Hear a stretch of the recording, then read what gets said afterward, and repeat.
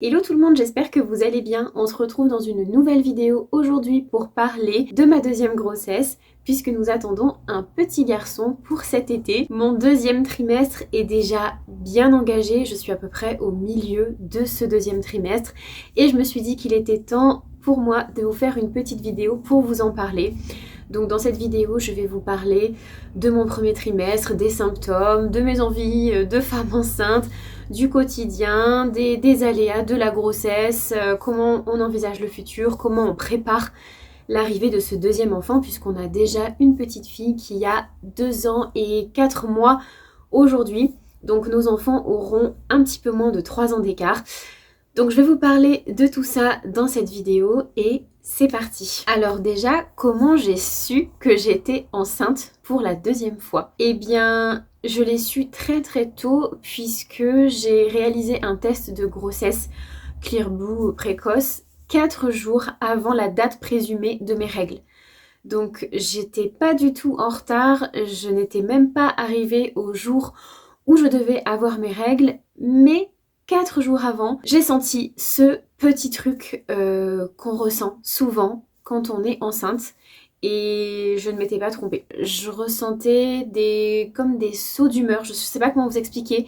J'étais hyper joyeuse et puis après un peu triste. Enfin, c'était très étrange, mais j'ai reconnu en fait cet état. C'est quelque chose qu'on ressent parfois et ça a été mon cas pour ma première grossesse. Ça a été mon cas aussi du coup pour cette deuxième grossesse et encore plus tôt que la première et je ne m'étais pas trompée. Du coup, papa a été au courant tout de suite et bien sûr, il était aussi très content. Du coup, notre petit garçon va naître en été alors que notre petite fille est née en hiver, enfin en tout cas fin novembre, on n'était pas tout à fait en hiver. Mais bon, les journées étaient déjà courtes, il commençait déjà à faire froid. Même si je me souviens avoir accouché par un temps magnifique et radieux et je me souviens que quand j'étais à la maternité il faisait un magnifique temps, il faisait très très beau, mais c'est quand même pas la même saison et pour ma première grossesse j'étais contente d'avoir un bébé d'hiver et finalement je l'ai un petit peu regretté derrière parce que je trouve que pour le moral c'est pas top. Donc là, je suis contente d'avoir un bébé qui va naître en été parce que je me dis que ça va être plus simple au niveau logistique au quotidien par rapport aux vestes, par rapport aux sorties. Alors oui, bien évidemment, il va faire chaud et on peut pas sortir comme on veut, comme on le fait au printemps, en plein été. Mais je pense que pour le moral, ça doit être quand même plus agréable à gérer tout simplement parce qu'il y a plus de lumière, plus de soleil. Alors, comment est-ce qu'on l'a annoncé aux proches? Est-ce qu'on a gardé le secret? Je vous explique. Pour ma première grossesse, on l'a annoncé très rapidement à nos familles proches, donc à nos parents et à nos frères et sœurs. Tout simplement parce que ma famille habite loin de là où on vit. On est à plus de 5 heures de route. Et quand on a découvert que j'étais enceinte pour la première fois, on devait se rendre chez mon père quelques jours après. Et on ne savait pas ensuite quand est-ce qu'on y retournerait.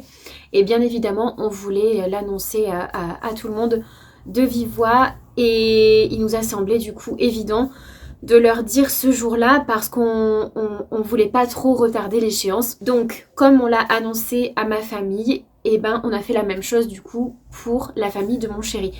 Donc ses parents et puis sa sœur. Ça s'est arrêté là hein, pour l'annonce, on va dire, un peu précoce de la grossesse. Mais c'était important pour nous de le dire de vive voix et de ne pas attendre des mois sans savoir quand est-ce que ça allait être réellement. Et pour cette deuxième grossesse, du coup, c'était un peu pareil. Et donc, il nous a semblé essentiel de l'annoncer encore une fois rapidement à nos proches, à nos parents et à nos frères et sœurs, tout simplement parce qu'on ne savait pas encore une fois quand est-ce qu'on reverrait mon père, ma belle-mère et mes frères. Donc on s'est dit qu'on allait faire comme pour la première grossesse et qu'on allait leur annoncer rapidement. Ensuite, on a gardé ce secret pendant plusieurs mois parce que comme je vous le dis, je suis déjà dans la moitié de mon deuxième trimestre, donc ça avance très vite. Et on a commencé à l'annoncer il n'y a pas si longtemps que ça.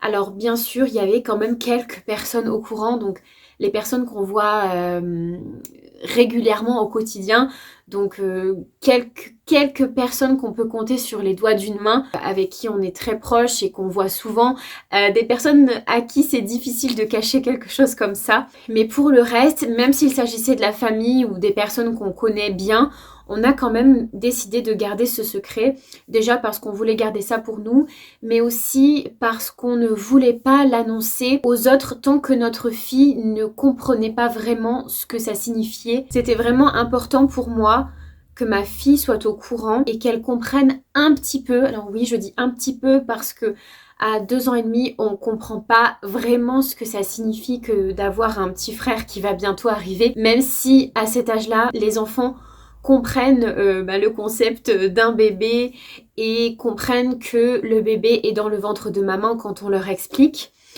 Ils ne comprennent pas vraiment ce que ça implique au quotidien, on est bien d'accord. Mais il était important pour moi que ma fille soit au courant, qu'elle ait intégré le fait que maman est un petit bébé dans le ventre, qu'elle va avoir un petit frère. Et on a pris le temps de lire des livres, de lui montrer des choses, etc., de lui expliquer. Et donc, aujourd'hui, elle est au courant qu'elle va avoir un petit frère et c'était essentiel pour nous qu'elle soit au courant avant tout le monde. On n'avait pas envie non plus que des personnes nous en parlent et peut-être qu'elles se posent des questions ou qu'elles ne comprennent pas de quoi il s'agit vraiment dans la discussion. Ensuite, parlons maintenant des symptômes. Alors, pour ma première grossesse, j'ai eu la nausée absolument tout le long de la grossesse. Ça ne m'a pas quittée, j'ai eu des erreurs d'estomac, enfin c'était vraiment une horreur. J'avais une nausée permanente, j'avais tout le temps l'impression d'être dans un bateau et cette sensation ne m'a jamais quittée. Et j'avais même appris à vivre avec et c'est après, une fois avoir accouché,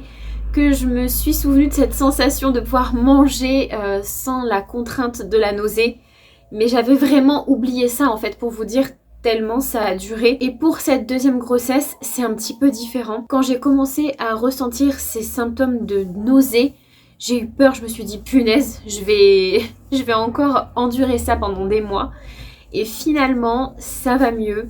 Ça a duré, je pense, bien 3 mois. 3 mois où j'étais vraiment pas bien. Des semaines où je ne pouvais pas manger de sucre, où dès que je mangeais quelque chose, je me sentais vraiment mal. J'ai dû prendre des comprimés pour calmer du coup ces nausées. Je sais pas si j'ai le droit de vous dire quel est le nom de ce comprimé, mais c'est une sorte, c'est quelque chose qui ressemble au Cariban mais qui est un peu plus évolué avec une molécule en plus à l'intérieur pour que l'absorption soit un peu plus optimale, on va dire. Le problème, c'est que ce genre d'antinausée, ça fatigue et du coup, on est crevé tout le temps. Et le problème, c'est que quand on a déjà un enfant à s'occuper, c'est pas facile de gérer ces nausées et puis cette fatigue en plus de la fatigue de la grossesse. Enfin, c'était un petit peu compliqué. Donc, je diminuais un peu les doses de ce comprimé parce que je pouvais clairement pas prendre la dose optimale pour réduire totalement mes nausées et enchaîner mes journées sans aucun problème. Donc ça m'a soulagée et dès que j'ai senti que les nausées commençaient un petit peu à diminuer, j'ai arrêté de prendre les comprimés. Alors j'ai dû faire 2-3 essais parce que parfois ça n'a pas été concluant. Je me suis vite rendu compte que non, c'était pas le moment d'arrêter. Donc bon, ça m'a montré aussi que c'était quand même efficace. Mais j'ai réussi à les arrêter et du coup à ne pas les prendre trop longtemps parce que c'était quand même assez contraignant. Mais par chance, les nausées se sont envolées. Donc aujourd'hui, ça va mieux. Mais ça n'a pas été facile. Ensuite, niveau digestion, c'est pareil. Ça a été très compliqué. En ce moment, ça va à peu près. Je sais pas si c'est le fait d'être dans le 2e trimestre ou si c'est le fait de faire une cure de probiotiques. Mais quand même, j'ai l'impression que ces probiotiques m'ont bien aidée. Je suis encore dans la cure, là, ça doit faire à peu près 2-3 semaines que je prends les probiotiques et ça me fait vraiment du bien. Je sens que je digère mieux, que je suis moins pleine en fait quand je mange. Donc à ce niveau-là, c'est pas mal. Mais ensuite, les douleurs ligamentaires, comme lors de ma première grossesse, c'est quelque chose que je ressens, que j'ai ressenti assez tôt dans cette grossesse comme dans la première, qui n'est pas quelque chose de contraignant en soi, hein, c'est plus une sensation de tiraillement. En fait, on a l'impression qu'en bas du ventre, on tire un peu comme un chewing-gum, comme un chamallow. voilà, c'est vraiment ça, on a l'impression que ça s'étire, et c'est littéralement le cas, hein. Mais voilà, on le sent. Il y a des jours où je le sens plus que d'autres. Des fois, je ne sens pas du tout pendant une journée, et voilà. Mais c'est pas vraiment, c'est pas une contrainte, hein. C'est juste une sensation et un symptôme de cette grossesse que je voulais vous noter. Ensuite, l'essoufflement. Même en vous faisant cette vidéo, quand je parle, je sens que j'ai besoin de respirer un peu. Je suis essoufflée. C'est très déroutant parce que même en tout début de grossesse, j'ai senti cette sensation d'essoufflement. C'est comme une sensation de vous n'avez pas fait de sport pendant des mois et vous reprenez le sport. Et là, vous sentez que vous avez besoin de vous remettre un petit peu sur les rails. Et ben là, c'est vraiment ça. Je suis très vite essoufflée. Dès que je prends les escaliers, dès que je marche un peu trop, ou même quand je vais au sport, je sens que j'ai pas le même souffle qu'avant. Et c'est... En fait, on se sent tout de suite plus lourde quand on est essoufflé. On a l'impression de peser 20 kilos de plus et que ce poids est arrivé d'un coup et qu'on n'a pas eu le temps de s'y habituer. Ensuite, j'ai cette sensation que ma poitrine est lourde, comme quand on est une maman allaitante. On a la poitrine qui, comment on dit, qui crépite. C'est vraiment ce que j'ai ressenti. Je sentais une sensation de crépitement dans la poitrine et puis une sensation de lourdeur. Ça me fait un peu ça picote, ça tiraille à l'intérieur, on sent que ça travaille. Et puis j'ai l'impression que ma poitrine est un peu plus gonflée. Alors je voudrais pas que ça gonfle trop parce que j'ai déjà une poitrine qui est assez lourde à porter. Donc j'espère que ça ne sera pas plus que ce que ça ne l'est aujourd'hui. Mais ça, je pense que ça dépendra aussi du poids que je prendrai durant la grossesse. En tout cas, on m'avait dit qu'en étant maman allaitante, on pouvait perdre pas mal de poitrine. Ça n'a pas du tout été mon cas. Si vous vous posez cette question pour une grossesse future ou pour un allaitement futur ou si vous êtes en plein dedans. En tout cas, moi, ça n'a pas été mon cas du tout. Petite parenthèse fermée.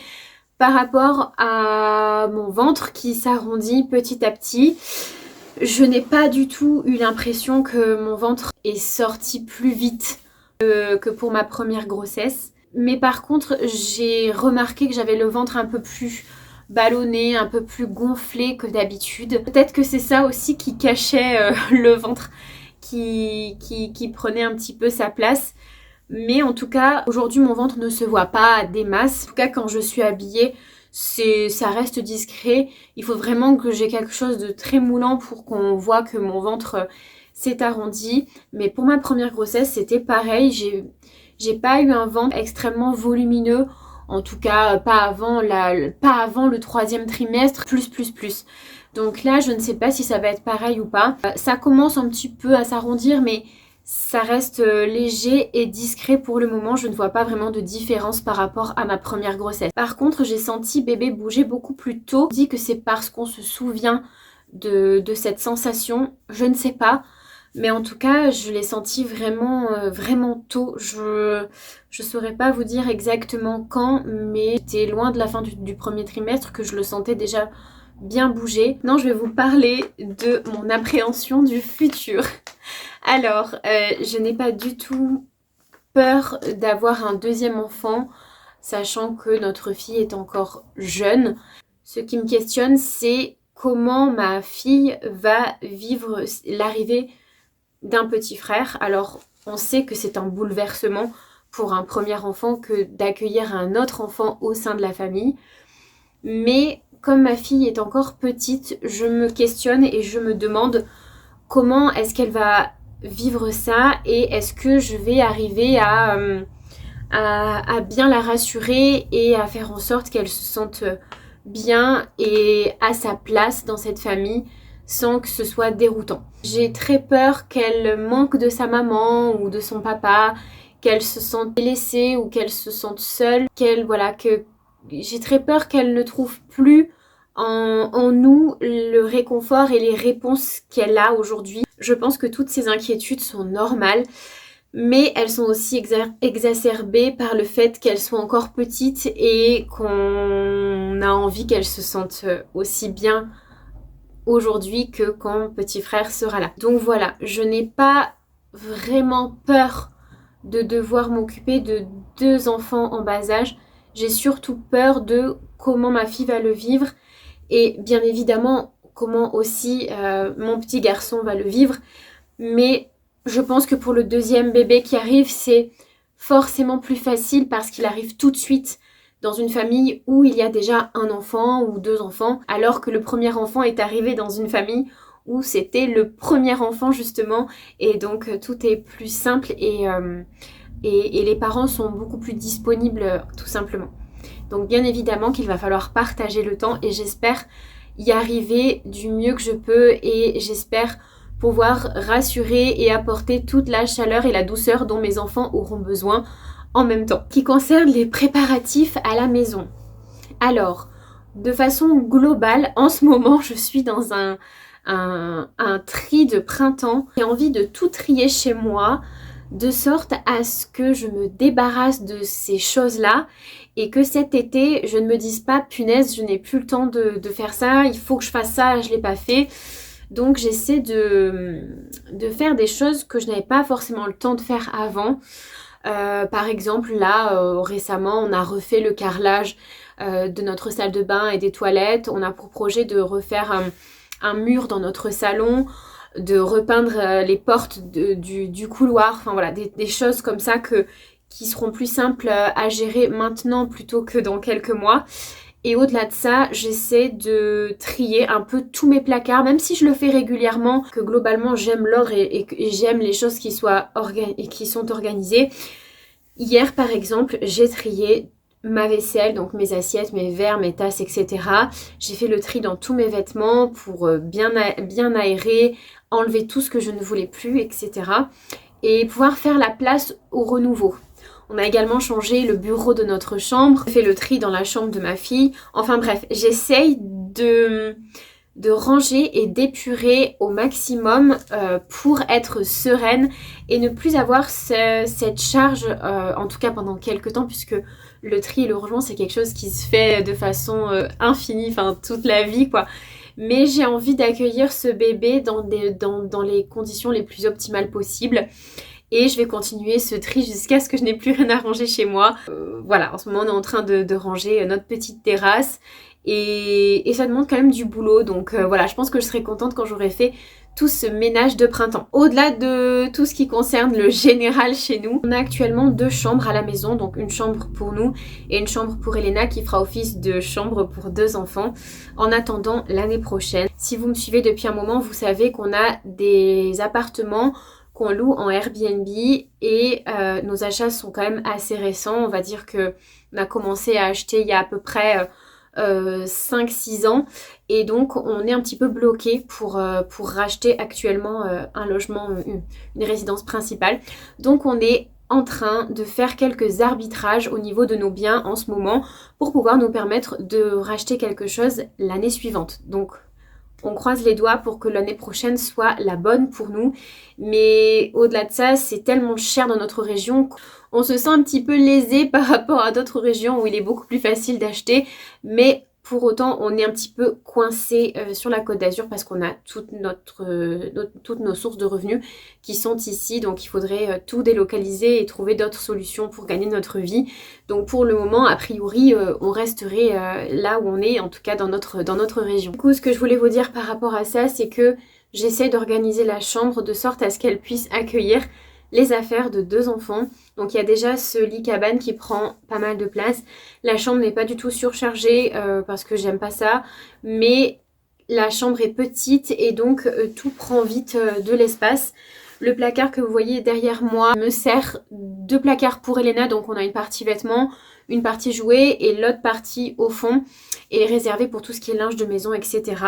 Donc du coup, il faut que j'arrive à diviser la place en 2 pour pouvoir accueillir les affaires de bébé 2. Donc c'est déjà le cas, j'ai déjà bien entamé la chose et c'est déjà pas mal. J'ai déjà réussi à diviser tout l'espace des vêtements en 2, donc pour le moment ça sera très bien comme ça. Et de toute façon, je vais vous dire, ma fille ne dort pas dans sa chambre en ce moment. Ça fait un moment qu'elle dort avec nous dans notre chambre, ça me convient pour le moment.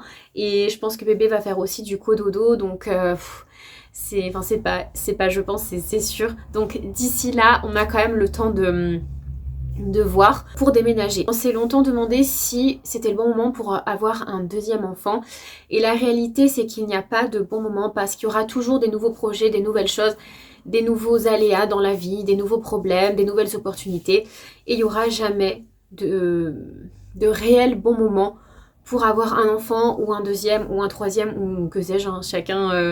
Chacun fait comme il a envie. Et on s'est dit que si on attendait pour avoir un deuxième enfant, de déménager, on n'allait pas s'en sortir parce qu'a priori c'est pas avant l'année prochaine, enfin voilà, c'est pas tout de suite. C'est pas parce que vous n'avez qu'une seule chambre que pour les enfants, que vos enfants ne vont pas être heureux parce que ce qui compte le plus c'est que vous soyez bien, que vous soyez vous en forme, disponible, que vous apportiez à vos enfants tout ce dont ils ont besoin. En ce qui concerne les cours de préparation à la naissance, j'ai déjà réalisé mon entretien prénatal précoce avec une nouvelle sage-femme puisque mon ancienne sage-femme n'est plus là et on s'est mis d'accord sur le fait que je n'ai pas réellement besoin de suivre de nouveau tous les cours de préparation.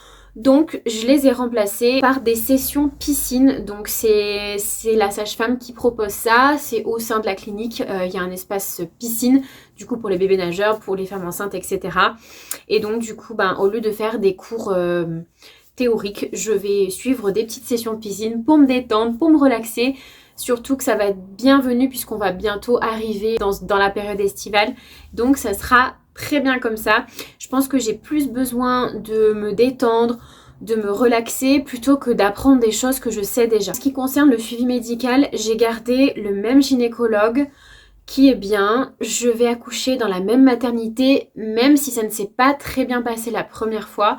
C'est une structure qui est petite et donc ça me rassure beaucoup d'arriver dans un endroit petit et pas dans un immense hôpital parce que rien que cette idée ça m'étouffe.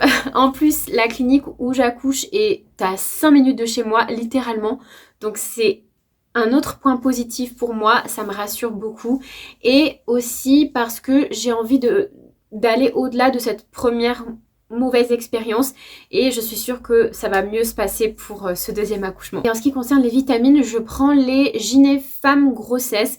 Donc c'est mon gynécologue qui me les a conseillés. Donc plutôt que de prendre seulement des comprimés d'acide folique, là j'ai des comprimés qui sont vraiment complets avec tout ce qu'il faut à l'intérieur. Tout est bien dosé, tout est optimal. Donc voilà, je vais garder ça jusqu'à la fin de ma grossesse. Ça me convient très très bien. Je prends pas de compléments alimentaires supplémentaires. Il y a pas mal de femmes qui prennent du collagène. Il faudrait peut-être que je me penche dessus pour l'élasticité de la peau. Tout ça, je pense que c'est bien. J'en ai déjà pris un petit peu. Mais pas assez longtemps pour constater de réels résultats. Mais là du coup pendant la grossesse je pense que c'est une bonne idée de faire ça. Et bien évidemment le plus important reste dans l'assiette, donc c'est l'alimentation qui prime de toute manière. Vous pouvez manger n'importe quoi, si vous prenez des compléments alimentaires ça va pas servir à grand chose. Alors comment se passe cette grossesse numéro 2 avec un enfant en bas âge? Alors on est d'accord, une première grossesse c'est totalement différent d'une deuxième. C'est quand même plus compliqué d'être enceinte une deuxième fois parce qu'on a déjà un enfant dont il faut prendre soin. Notamment quand on a des nausées ou quand on est fatigué, c'est pas évident à gérer.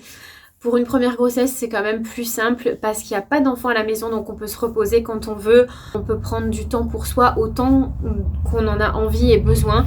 Par exemple, pour ma première grossesse, mon chéri m'avait pris un abonnement au cinéma. Donc du coup, je pouvais aller au cinéma quand je voulais. J'avais un abonnement illimité et ça, c'était vraiment cool. J'y allais super souvent. Et aujourd'hui, je ne peux absolument pas faire ça, on est bien d'accord. Donc je fais un peu ce que je peux. J'essaie de me reposer comme je peux, de faire comme je peux, même si c'est pas évident. Je me repose pas trop, pas beaucoup. Mais le soir, j'essaie de me coucher tôt. Et de toute façon, comme ma fille a besoin de moi pour s'endormir en ce moment, la plupart du temps, je m'endors avec elle. Donc c'est réglé. Et en ce qui concerne les projets futurs, je vous en ai parlé un petit peu tout à l'heure, je vous expliquais que j'appréhendais un petit peu l'arrivée de notre deuxième enfant parce que j'ai envie que nos deux enfants se sentent bien épanouis et qu'ils aient tout ce dont ils ont besoin au quotidien. Donc on va bien évidemment faire tout ce qu'il faut pour ça. Au-delà de ça, et au-delà du déménagement qu'on espère pouvoir réaliser l'année prochaine, je ne sais pas comment je vais réussir à gérer avec le travail et puis les enfants. Elena va rentrer à l'école en septembre. Son petit frère sera encore tout petit. Donc je pense que ça va faire beaucoup de choses à gérer pour elle. Et j'aimerais vraiment être disponible à ce moment-là. Donc je serai en congé maternité, mais je vais vite reprendre le travail. Et j'aimerais pouvoir prendre un congé parental. Sauf que quand je vois les droits auxquels on peut prétendre, c'est vraiment pas grand-chose. Je suis pas sûre d'être ok avec ça. Donc je vais peut-être reprendre le travail à mi-temps. Et puis voir un peu voilà comment ça se passe. Si ça se trouve, ça va super bien se passer pour ma fille au niveau de son adaptation avec petit frère et à l'école, etc. Et ça sera peut-être super facile. Et peut-être que ce sera tout l'inverse. Peut-être que ça sera compliqué et qu'elle aura besoin d'une présence plus que ce que j'imagine. Et là, bah, bien évidemment, on trouvera les solutions adaptées pour qu'elle se sente bien et pour que tout se passe dans les meilleures conditions possibles. Donc voilà, je crois que c'est important de s'écouter et d'accorder le temps à sa famille qu'on pense nécessaire. Donc j'espère pouvoir me le permettre, j'espère qu'on arrivera à s'organiser parce que comme je vous le disais tout à l'heure, on a des appartements en Airbnb. C'est moi qui m'occupe de la gestion quotidienne. Donc mon travail c'est ça en fait. Donc d'une part si je ne travaille pas, je ne gagne pas d'argent. Et d'autre part, si je m'arrête de bosser, il faut trouver quelqu'un qui me remplace et c'est pas évident non plus. Enfin bref, on a du boulot tous les jours, c'est 6 jours sur 7. Les journées sont quand même bien chargées. Donc je sais pas trop encore comment ça va se passer. Sachant que pour l'arrivée d'Elena, j'ai réussi à gérer les appartements en l'emmenant avec moi en porte-bébé ou dans la poussette ou dans son cosy pendant quelques mois en m'accompagnant. Alors bien évidemment pas toute la journée, on est bien d'accord. Je limitais mon temps de travail et je me limitais à peut-être 2 appartements par jour.